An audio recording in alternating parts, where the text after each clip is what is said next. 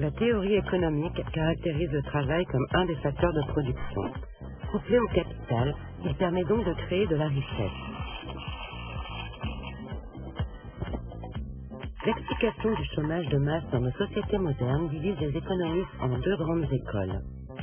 Pour les néoclassiques, le travail est un bien ou un service comme un autre qui s'échange sur un marché contre un prix qui équilibre l'offre et la demande. Les offreurs sont des individus de la population active, les demandeurs, les entreprises ou administrations.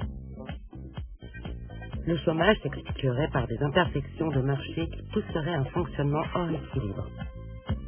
Les causes en seraient d'abord des blocages réglementaires, rigidité des contrats, du droit de travail, des procédures de licenciement et rigidité des salaires à la baisse, ainsi que des blocages non réglementaires à l'intérieur des entreprises, pouvoir des syndicats et des individus déjà employés, et enfin du fort cloisonnement du marché du travail, l'ensemble poussant les sociétés à ne pas embaucher.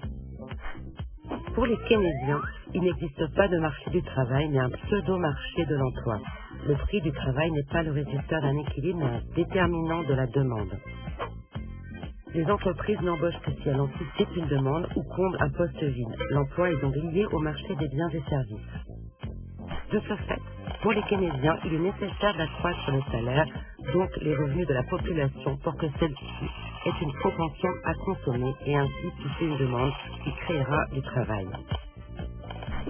De nos jours, l'innovation technologique et la concurrence mondiale poussent les politiques économiques à rechercher de plus en plus de flexibilité. Flexibilité quantitative, utilisation de travail temporaire, CDD, heures supplémentaires, aménagement du temps de travail. Flexibilité qualitative, mobilité géographique ou professionnelle, télétravail, polyvalence et appel à la sous-traitance.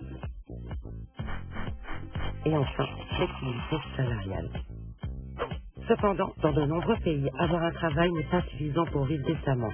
C'est pourquoi le travail reste un vaste sujet de débat qui divise la société et bien sûr la classe politique.